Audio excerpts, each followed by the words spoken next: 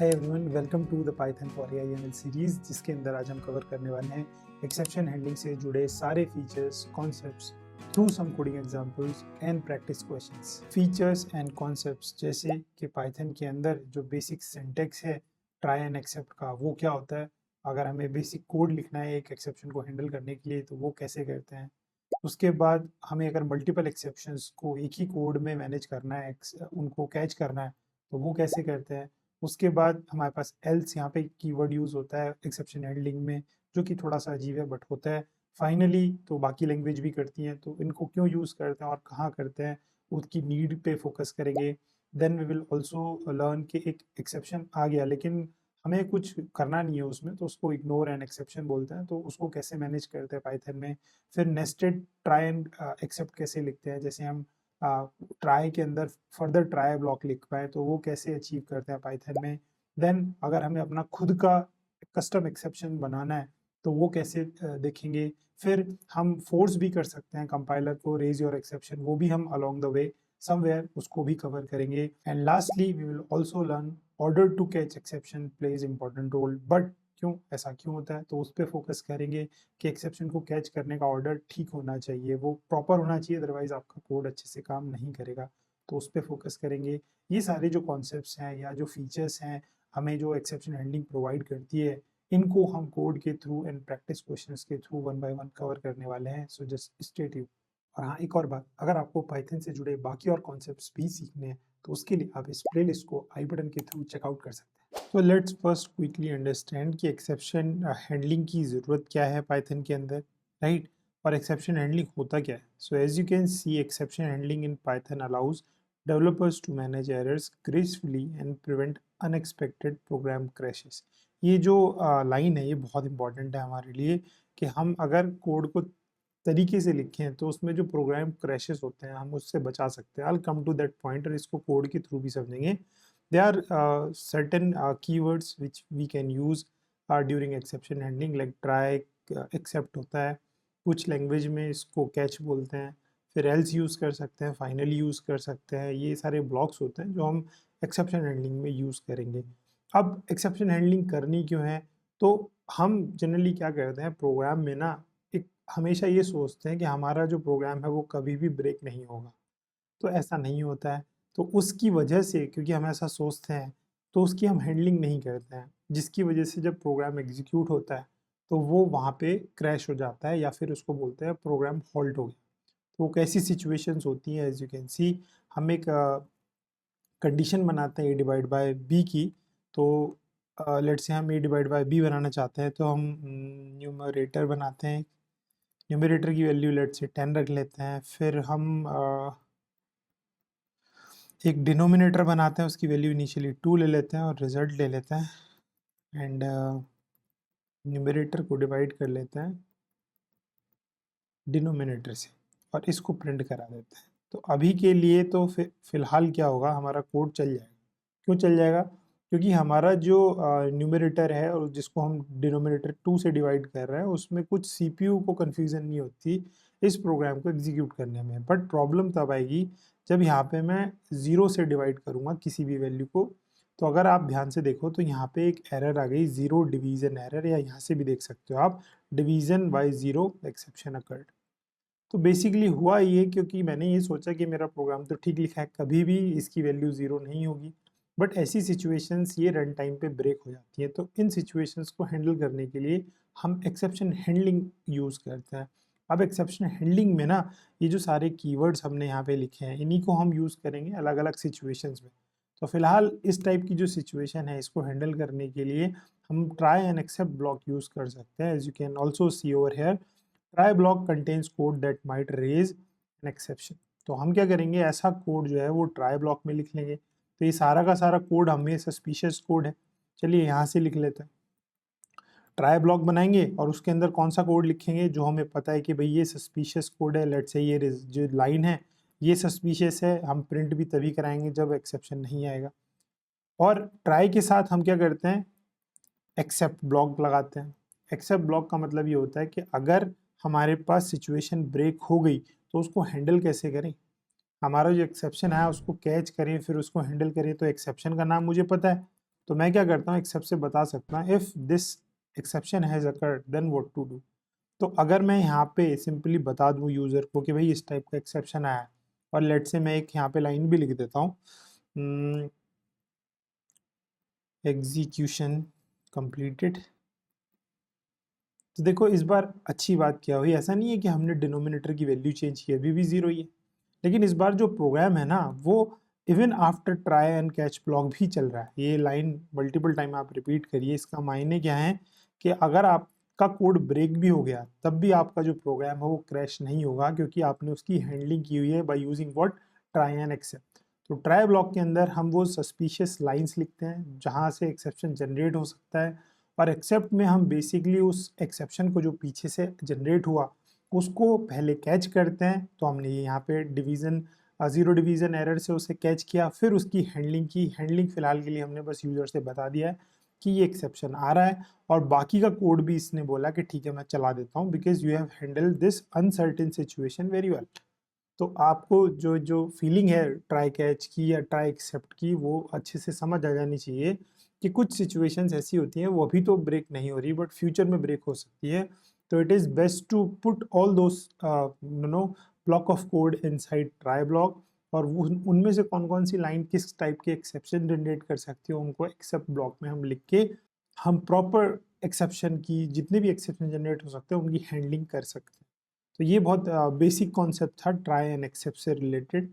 तो चलो अब देखते हैं कि अगर हमारे पास ऐसी सिचुएशंस हैं जहाँ पे हमें मल्टीपल एक्सेप्शन को कैच करना पड़े तो वो कैसे करें। तो एक सिचुएशन क्रिएट करते हैं, लेट्स से मैं वैल्यू लेता हूँ यूज़र से और उसको बोल देता हूँ कि इंटीजर की टाइप कास्टिंग करो, और मैं इंटीजर की जगह यहाँ पे 1 2 3 देना था बेसिकली स्ट्रिंग से इंटीजर, तो ये कर देता है, इसमें कोई इशू नहीं आता इस वाली लाइन में। ठीक है, अगर मैं इसको प्रिंट कराऊंगा तो ये कर देगा क्योंकि मैंने स्ट्रिंग में भी वैल्यूज़ दी थी। प्रॉब्लम तब आती है जब मैं यहाँ पे क्या दे देता हूँ, कुछ ऐसी वैल्यू दे देता हूँ जो इंटीजर में कन्वर्ट नहीं हो सकती। तो देखो यहाँ पे इसने बोला वैल्यू एरर आ रही है, तो मेरे को पता है कि ठीक है भाई ऐसी सिचुएशन अगर आए तो मैं इसको पहले एक ट्राई ब्लॉक में लिख लेता हूँ, इसकी इंडेंटेशन सही कर देता हूँ, और ये जो एक्सेप्शन आया इसको एक्सेप्ट में लिख के इसको कैच कर लेंगे और लेट से प्रिंट करा देते हैं यूज़र को फॉर द टाइम बिंग कि भैया इस टाइप के एक्सेप्शन इसमें आ रहा है, देख लो कि तुमने एक्चुअली वैल्यू गलत दे दी है ना, वैल्यू एरर आई है।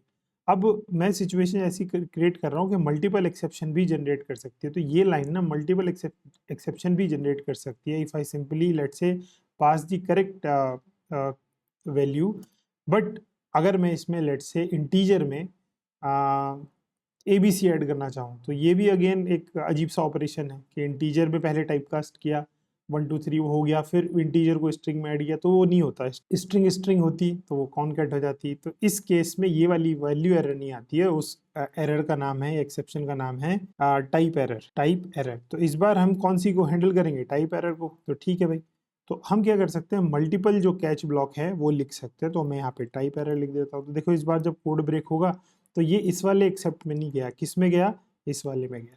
तो आप मल्टीपल कैच बोल रहा हूँ मैं, मल्टीपल एक्सेप्ट ब्लॉक भी लिख सकते हैं बड़ा इजीली। अच्छा, इसमें एक ऑप्टिमाइजेशन है, आप इसी कोड को थोड़ा और छोटा कर सकते हैं।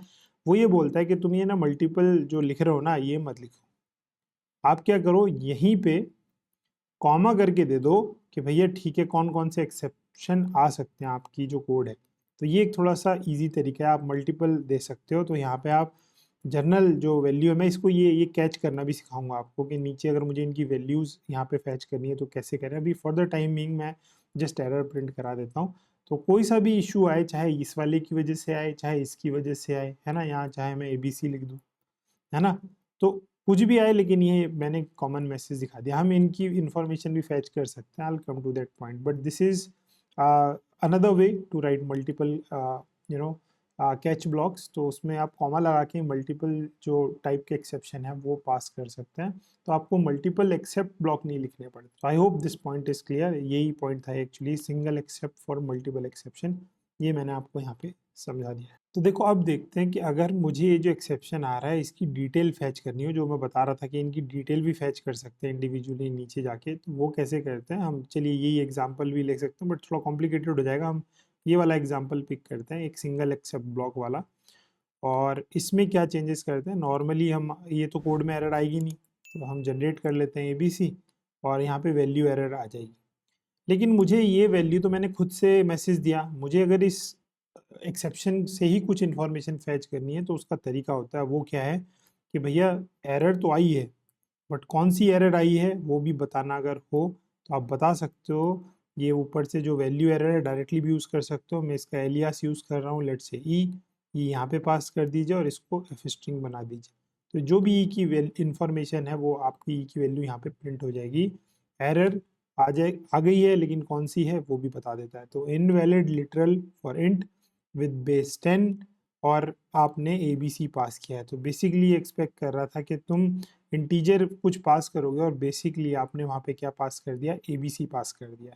तो आप ऐसे करके इंडिविजुअल जो एक्सेप्शन है उसकी वैल्यू पिक कर सकते हो। जैसे आपने यहाँ पे लिखा था तो यहाँ पे आप इसको एज E1 लिख सकते हो, यहाँ पे एज E2 लिख सकते हो और नीचे जाके इनकी जो वैल्यूज़ हैं उनको डायरेक्टली एक्सेस कर सकते हो। तो इंडिविजुअल एक्सेप्शन के अकॉर्डिंग उनकी जो वैल्यूज़ हैं उनको फैच किया जा सकता है बड़ा इजीली। तो चलो अब हम देखते हैं कि एल्स ब्लॉक क्यों यूज़ करना है, क्योंकि एल्स तो इफ़ के साथ यूज़ होता है, बट ऐसा नहीं है। अगर मैं ये एक्सेप्शन, ये वाला जो कोड है ये रीयूज़ करूँ, यहाँ पे ध्यान से देखिए, और यहाँ पे मैं एरर जनरेट नहीं करता इनिशियली, तो हमारा क्या होगा, सिंपली आपकी जो वैल्यू है ये प्रिंट हो जाएगी। अगर मैं यहाँ पे एक्सेप्शन बनाने की कोशिश करूँ तो मेरा जो एक्सेप्शन है वो दिख जा रहा है। लेकिन अगर मैं आपसे सिंपली बोलूँ कि भाई ठीक है एक्सेप्शन नहीं जनरेट करते और एल्स ब्लॉक लिख देते हैं, तो एल्स ब्लॉक का मतलब ये होता है कि अगर, as you can also read from here, the else block runs if no exception occurs. तो अगर एक्सेप्शन नहीं अकर हुआ तो आप क्या कर सकते हो, यहाँ पे कुछ भी ब्लॉक ऑफ कोड चला सकते हो। तो जैसे मैं बोल सकता हूँ एक्सेप्शन इजंट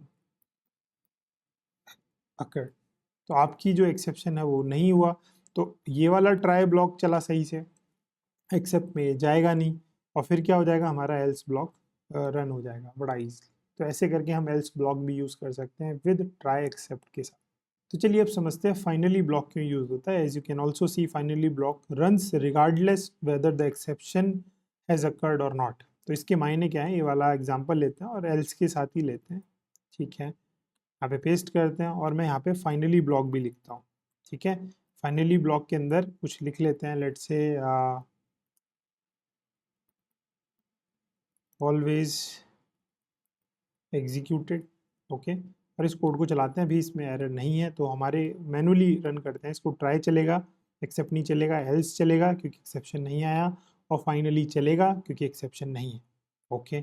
अब मैं एक्सेप्शन जनरेट करता हूँ तो आप कॉमन चीज़ें नोटिस करो, ट्राई ब्लॉक चला, यहीं पे ब्रेक हो गया, ये वाली लाइन नहीं चली, फिर एक्सेप्ट में गया और फिर उसके बाद डायरेक्टली ये फाइनली में गया। ऑलवेज एग्जीक्यूटेड लाइन हमेशा आ रही है चाहे एक्सेप्शन आया या नहीं आया। तो एल्स में और फाइनली में ये डिफरेंस है कि आपका जो फाइनली ब्लॉक है उसे कोई खास फर्क नहीं पड़ता एक्सेप्शन आया या नहीं आया, वो हमेशा चलता है।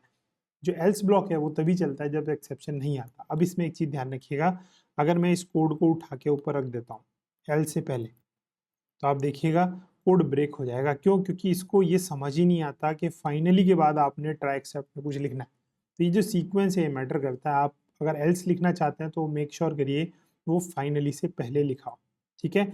और इनिशियली हमने डिस्कस किया था यही 4 मेजर कॉन्सेप्ट्स हैं, जो ब्लॉक्स हैं वो पता होने चाहिए, लेकिन इनके अलावा और भी एडवांस कॉन्सेप्ट्स हैं, मैं उनको भी डिस्कस करने वाला हूँ। बट ये जो ब्लॉक्स हैं ये आपको पता होने चाहिए when it comes to exception handling in Python, okay.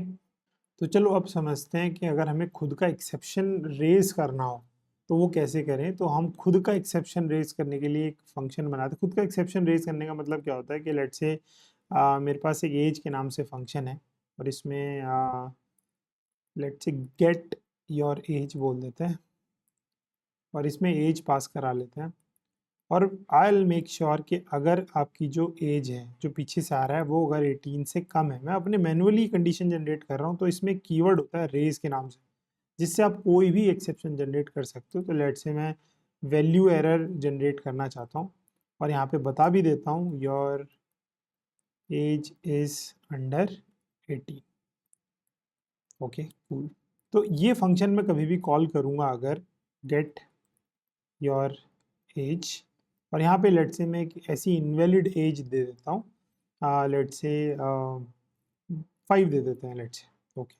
So otherwise अगर ये ठीक है, अगर इसकी एज सही है तो क्या करो, रिटर्न, हम सिंपली क्या कर सकते हैं, चलिए रिप्लेस करा देते हैं एज को एफ स्ट्रिंग से, your age is this one. तो इसको किसी चीज़ में स्टोर करा लेते हैं, बिकॉज ये एज रिटर्न करेगा, एज में ही स्टोर करा लेते हैं और इसको हम प्रिंट करा देते हैं।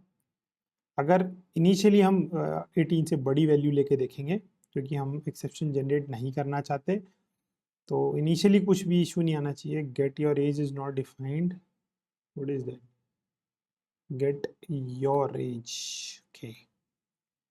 सो 18 हमारा कोई भी इसमें इशू नहीं आ रहा। इशू हम जानबूझ के क्रिएट कर रहे हैं कि अगर एज तुमने 18 से छोटी दी तो उस केस में इशू आ जाएगा, लेट्स से 5, बट उसको भी रेज करो एज एन एक्सेप्शन। आप देख पा रहे होंगे यहाँ पे कि जनरली ज़बरदस्ती इसको रेज करो, तो ये अगर मैं कोड चलाऊंगा तो देखो ये खुद से बोल रहा है वैल्यू एरर आई। क्यों? क्योंकि मैंने फोर्स किया उसको। तो मैं इसकी ट्राई कैच से एक्सेप्शन हैंडलिंग कर लेता हूँ, तो ये कुछ भी इशू नहीं आएगा यहाँ पे। तो मैं ट्राई में लिख लेता हूँ भाई ये सारी चीज़ें जो हैं, राइट। और मुझे पता है कि पीछे से मैंने कौन सा एक्सेप्शन भेजा है, वैल्यू एरर, तो इसी को हैंडल कर लेते हैं भाई, प्रिंट। और मैसेज जो आएगा इसको एज ई करके मैं वही मैसेज यहाँ पे नीचे प्रिंट करा देता हूँ, इट इज़ ओके। तो आप देखो your age is under 18 message आ गया, क्योंकि मैंने वैल्यू एरर में भेजा था और उसी को मैंने एज ए ई एक्सेस यहाँ पे किया। तो आप बाई यूजिंग रेज कीवर्ड खुद का एक्सेप्शन जनरेट नहीं करना है, ये अलग चीज़ होती है खुद का एक्सेप्शन जनरेट करना। आई कम टू दैट पॉइंट, ये है रेजिंग एक्सेप्शन। तो आप जो इनबिल्ट पाइथन के एक्सेप्शन है उनको रेज कीवर्ड यूज़ करके कहीं भी किसी भी सिचुएशन में जनरेट कर सकते हो। आप अपनी खुद की एक्सेप्शन हैंडलिंग बना सकते हो वहाँ।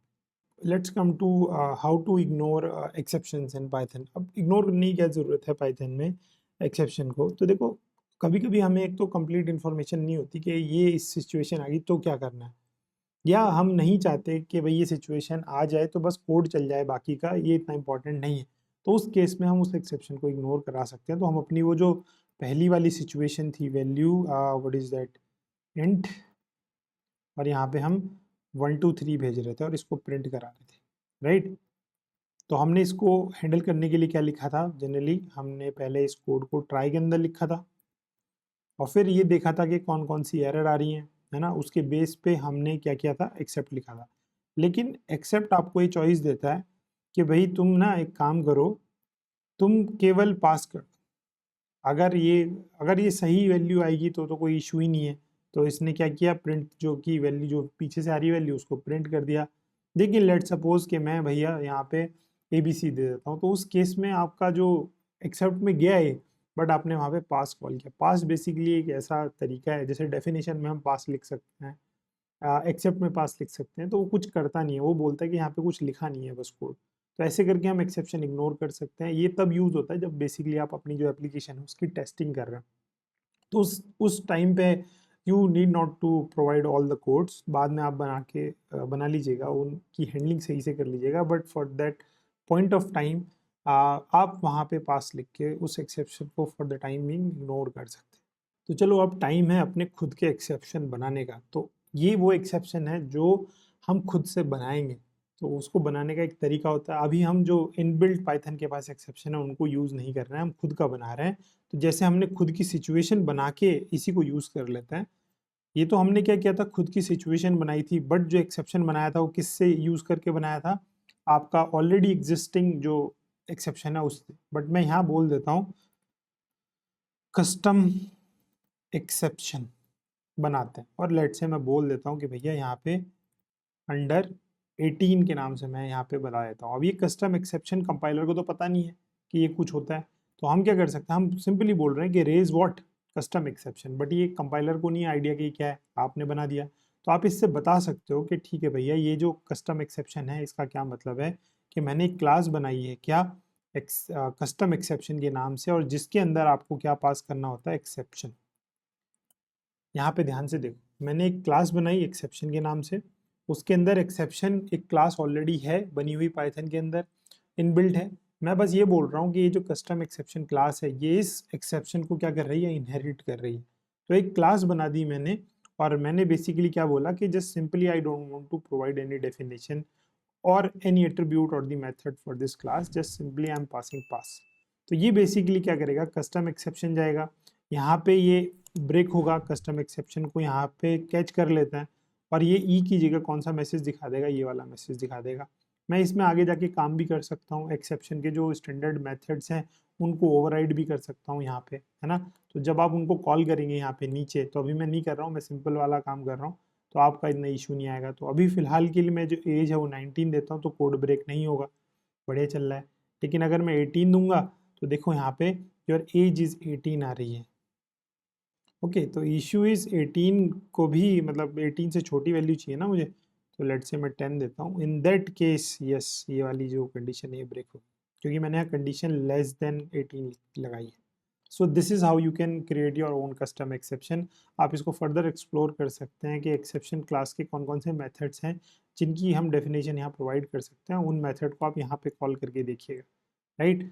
So this was this is how you can create your own exception.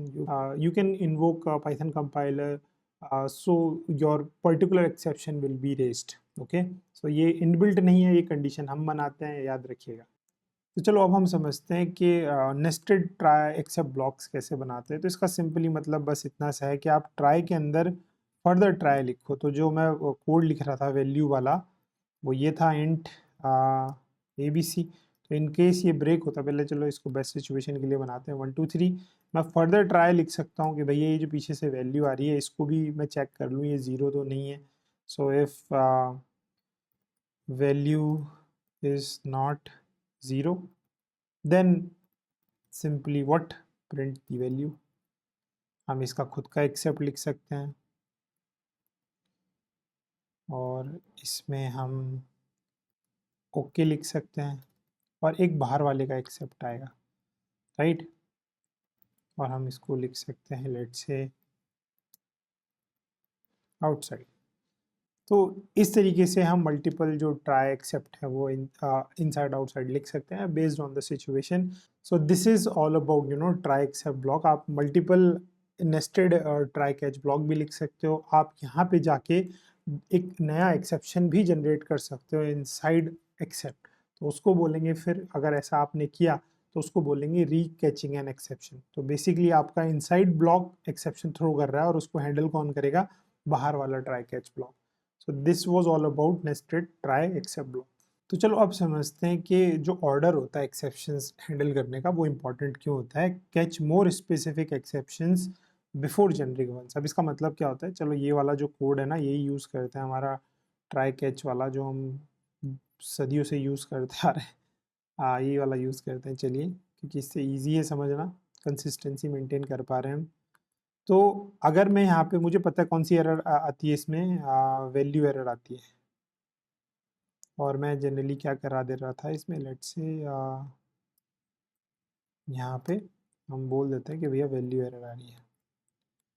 तो ये कोड ब्रेक हो जा रहा था, इस एक्सेप्ट पे चला जा रहा था। लेकिन अगर मैं, क्योंकि मैं multiple catch block except block लिख सकता हूँ, तो मैं यहाँ एक और एक्सेप्ट लिख लेता हूँ जो इससे भी बड़ा है। मतलब सारे जो एक्सेप्शंस हैं पाइथन में या किसी लैंग्वेज में, वो कौन सी क्लास को एक्सटेंड करके बने, एक्सेप्शन को। तो मैं क्या बोलता हूँ, तुम एक्सेप्शन क्लास को ही कैच कर लो। ओके, तो मैं क्या बोलता हूँ यहाँ पे कि भाई तुम सबसे पहले एक्सेप्शन जो क्लास है ना उसी को यहाँ पे एक्सेप्ट कर लो।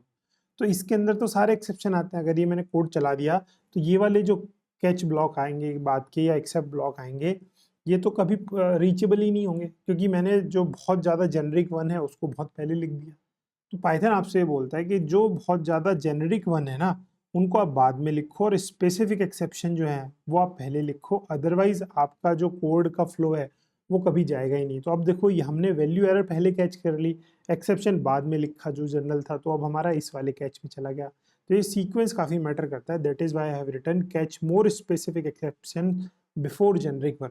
तो आपकी क्लास का जो साइज़ है, कौन सी क्लास किस क्लास को एक्सटेंड करके बनी है, अगर आप उस चीज़ पे ध्यान नहीं दे रहे हैं तो फिर बहुत इश्यूज आ जाएंगे। आपका बेसिकली आपने लिखे होंगे मल्टीपल कैच ब्लॉक्स, बट एक ही एग्जीक्यूट हो रहा होगा जो भी सबकी सुपर क्लास होगी वो। तो आप मेक श्योर करें इनहेरिटेंस हायरार्की में कि कौन सी जो एक्सेप्शन है वो किस एक्सेप्शन को इनहेरिट करके बना है। तो आप जो छोटी क्लास होती हैं वो पहले लिखिए, और जो सुपर क्लास होती हैं, जो एक्सेप्शंस, जो सबके सुपर क्लासेस हैं, जैसे एक्सेप्शन सबकी सुपर क्लास है, जितने भी एक्सेप्शन है, अगर आपने उसी को कैच कर लिया तो बाकी के एक्सेप्शन पे कैच मतलब उनका एक्सेप्ट ब्लॉक कभी रन नहीं होगा। तो ऑर्डर बहुत इंपॉर्टेंट होता है, राइट, याद रखिएगा।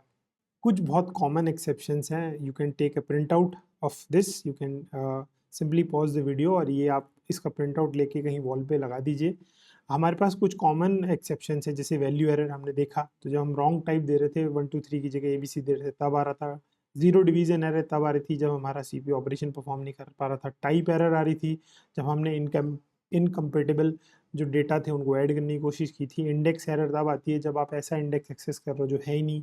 की एरर तब आती है जब आप डिक्शनरी में एक ऐसी की ढूंढते हो जो है ही नहीं, तो अगर आप इंडेक्स के थ्रू ढूंढेंगे तो file not found error file handling में आती है। ये कुछ कॉमन एक्सेप्शन है जिसके बारे में आपको पता होना ही चाहिए। तो चलो जितना भी हमने सीखा उसके ऊपर एक प्रैक्टिस क्वेश्चन सॉल्व करके देखते हैं। So as you can see, write a program to validate a user name, okay, based on specific rules. तो ओके, हम कुछ यूजर से इनपुट करा रहे हैं नेम स्ट्रिंग की फॉर्मेट में और उसमें चेक कर रहे हैं कि वो सही से हमने इंसर्ट कराया है नहीं। आपने देखा होगा कभी कभी जब आप यूज़र नेम और पासवर्ड बनाते हैं तो आपसे वो कुछ स्पेसिफिक बताता है कि इतने नंबर ऑफ़ लेटर्स ज़रूर होने चाहिए, उसमें फर्स्ट जो लेटर है वो आपका डिजिट नहीं होना चाहिए, इस टाइप के कुछ हैं। So if user name is valid raise invalid, if username is invalid then raise your own custom exception, invalid username exception with an appropriate message, okay। तो हम क्या करते हैं, चलो ये बोल रहा है कि पहले यूज़र से कुछ इनपुट कराओ, तो मैं पहले एक फंक्शन ले लेता हूँ, मैं बोल देता हूँ एंटर यूज़र नेम, ओके। तो ये यूज़र नेम हम एंटर कराएंगे और इसको नेम में स्टोर करा लेते हैं। अब हमें ये चेक करना है कि भाई ये जो नेम है ना ये ठीक है या नहीं, तो उसके लिए क्या कर लेते हैं, इसको वैलिडेट करा लेते हैं। तो रिजल्ट इक्वल टू वैलिडेट करा लेते हैं और ये जो नेम पीछे से आया इसको हम पास कर देंगे और जो भी रिजल्ट की वैल्यू होगी वो हम प्रिंट करा देंगे। Let's try to understand this code, okay. अगर मैं इस कोड को सिंपली अभी चलाऊं तो ये बस आपसे लेट्स से मैंने आकाश के नाम से दिया और ये वैलिडेट इज़ नॉट फाउंड, तो वो अभी हमने मेथड बनाया नहीं है, दैट इज़ फाइन। तो हम एक मेथड बना लेते हैं वैलिडेट के नाम से और इसके अंदर लेट्स से नेम ही पास कराते हैं। अब वो क्या बोल रहा है कि तुम्हें अपना खुद का इनवैलिड एक्सेप्शन बनाना है, कस्टम एक्सेप्शन। तो वो कैसे बनाते हैं, हम एक क्लास बनाते हैं, उसका नाम बता रखा है उसने और मुझे कौन सी क्लास इनहेरिट करनी पड़ेगी, एक्सेप्शन। और for the time being I need not to write anything in this pass, मैंने बना लिया। अब किसी एक सर्टेन सिचुएशन में मैं इसको रेज कर सकता हूँ, वो सिचुएशन इसने बता रखी है, user name must be at least 6 character long. तो मैं क्या कर सकता हूँ, ये जो पीछे से नेम मैंने भेजा मैं इसकी लेंथ चेक कर सकता हूँ। If length of name is less than 6 then what to do, raise what, invalid user error. और यहाँ पे मैसेज भी दिखा देते हैं भाई कौन सा हम भेज रहे हैं पीछे से, ओके। ये हमारा एक मैसेज आ गया। दूसरी कंडीशन क्या बोल रहा है, it must contain only alphabetic characters, okay, letters and numbers, और कुछ नहीं होना चाहिए, और कुछ नहीं होना चाहिए, लेटर्स या नंबर्स होने चाहिए। तो हम क्या कर सकते हैं, जो पीछे से नेम आ रहा है, इफ नॉट, ये जो नेम है इस पर एक मेथड कॉल करते हैं, is all num, I think यही होता है शायद। तो if that is true then again raise, हम बोल रहे हैं कि अगर सारे क्या नंबर है क्या, और मुझे उसका उल्टा चेक करना है, तो उस केस में also raise the same exception और बोल दो कि नॉन अल्फ़ाबेट यहाँ से चूज कर लेते हैं, कैरेक्टर नॉट अलाउड, ओके। तीसरी कंडीशन बना लेते हैं। तीसरी कंडीशन क्या है भाई, तीसरी कंडीशन है it must not start with A number. तो ये बड़ा इजी है, हम क्या करते हैं, ये जो नेम है इसका 0th एलिमेंट पिक कर लेते हैं and I will make sure it should not be a number.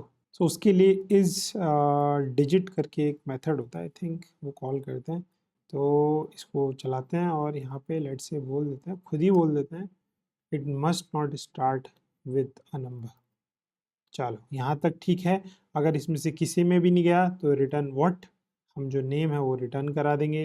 और रिज़ल्ट में नेम आ जाएगा अगर सब कुछ ठीक रहा तो मैं इनिशियली जो ये बोल रहा है कि 7 लेंथ का ले लेते हैं और उसमें केवल ओके इफ़ नॉट ओके, तो आपने मेक श्योर करना है कि यहाँ पे नॉट लगाएं। ओके, इफ़ नॉट नहीं होता हो तो यहाँ पे लेट्स से मैं एक और एडिट कर देता हूँ 6 7।